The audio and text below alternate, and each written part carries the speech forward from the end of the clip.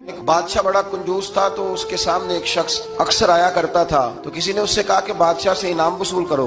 उसने कहा ये बड़ा कंजूस है, पर चलो अल्लाह ने मुझे भी बड़ा ज़हन दिया, इनाम ले ही लेते हैं। तो कहने लगा बादशाह का भी इनाम ही दे दिया कर। बादशाह कहने लगा पहले मेरे सवाल का जवाब दे, फिर इनाम दूंगा। तो बादशाह कहने लगा ये मेरे हाथ की हथेलियां, इनमें बाल क्यों नहीं? पुश्त पे है तो हथेली पे क्यों नहीं? उसने भी फिर कमाल ही जवाब दिया।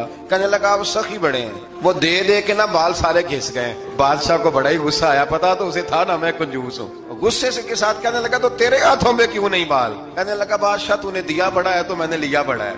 तेरे दे दे के घिस गए हैं तो मेरे ले के घिस गए हैं। तो उसको और गुस्सा आया। कहने लगा तो ये जो सारे बैठे हैं तो इनके हाथों में बाल क्यों नहीं? कहने लगा बादशाह तू देता रहता है, मैं लेता रहता हूँ, तो ये हाथ मलते रहते हैं, इनके माल के घिस गए।